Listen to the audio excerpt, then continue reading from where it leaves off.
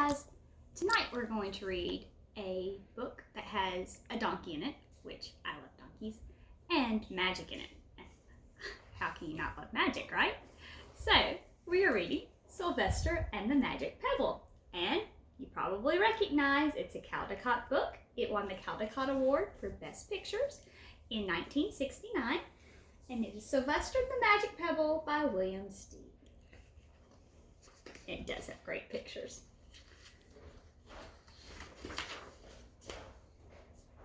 Sylvester Duncan lived with his mother and father at Acorn Road in Oakdale. One of his hobbies was collecting pebbles of unusual shape and color.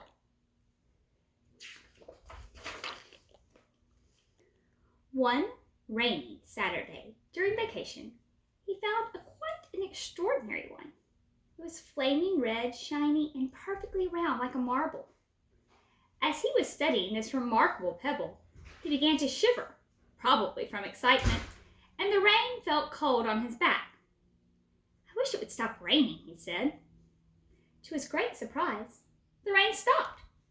It didn't stop gradually as rain usually does. It ceased.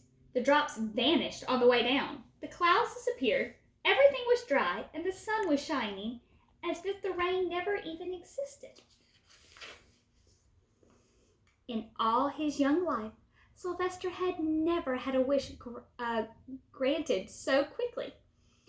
It struck him that the magic must be working, and he guessed that the magic must be in the remarkable-looking red pebble, where indeed it was. To make a test, he put the pebble on the ground and said, "I wish it would rain again." Nothing happened. But when he said the same thing, holding the pebble in his hoof, the sky turned black, there was lightning, a clap of thunder, and the rain came shooting down.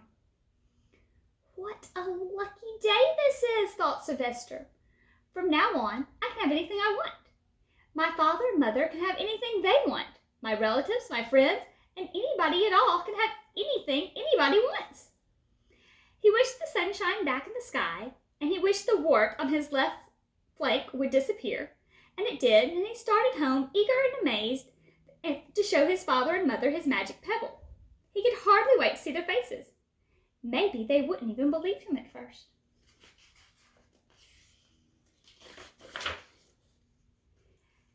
As he was crossing Strawberry Hill, thinking of some of the many things he could wish for, he was startled to see a mean, hungry lion looking at him from behind tall grass.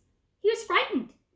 If he hadn't been so frightened, he could have made the lion disappear, or he could have wished himself safe at home with his mother and father. He could have wished the lion be turned into butter, or a daisy, or a gnat.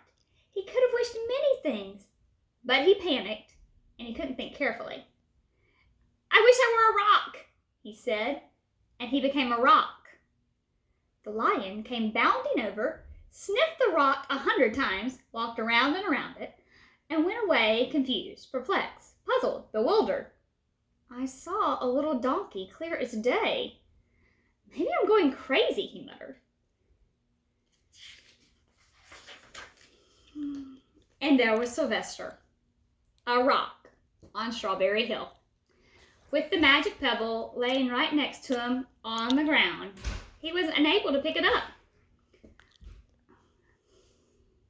"Oh, how I wish I were myself again," he thought. Nothing happened. He had to be touching the pebble to make the magic work, but there was nothing he could do about it. His thoughts began to race like mad. He was scared and worried. Being helpless, he felt hopeless. He imagined all the possibilities, and eventually he realized that the only chance of becoming himself again was for someone to find the red pebble and to wish that the rock next to it would be a donkey. Someone would surely find the red pebble. It was bright and shiny. But what on earth would make them wish that a rock were a donkey? The chances of that were about 1 billion at best. Sylvester fell asleep. What else could he do? Night came with many stars.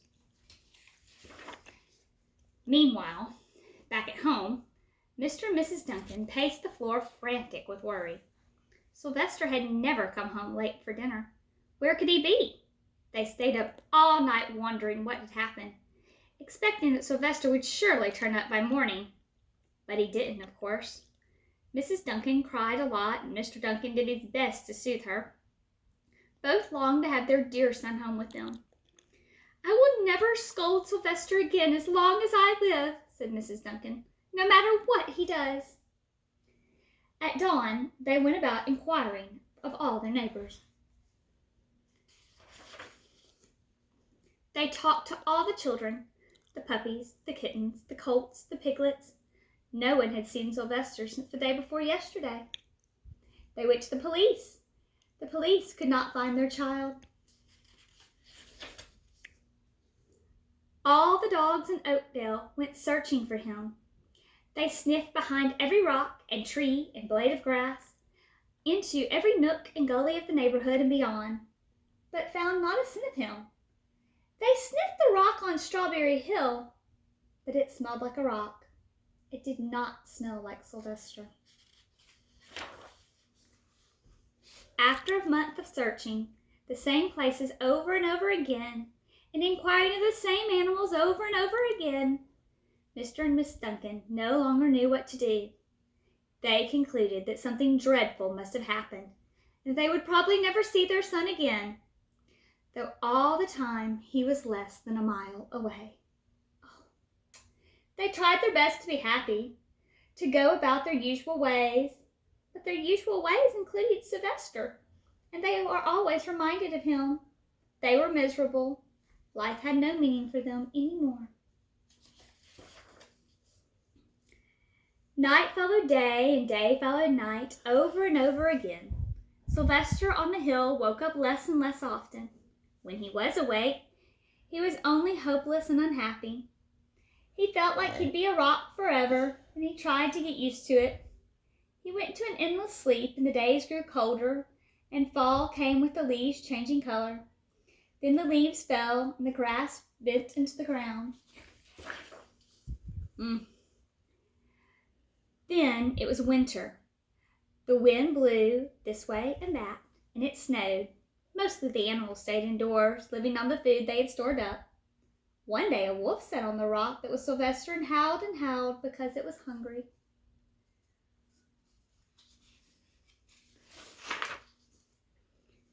Then the snow melted, and the earth warmed up in the spring light, and then things budded, and leaves were on the trees again, and flowers showed their young faces. One day in May, Mr. Duncan insisted that his wife go with him on a picnic. "Let's cheer up," he said. "Let us try to live again and be happy, even though Sylvester, our angel, is no longer with us." Then they went to Strawberry Hill. Mrs. Duncan sat down on a rock.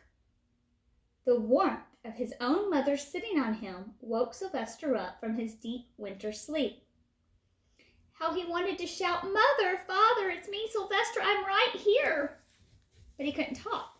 He had no voice. He was stone dumb.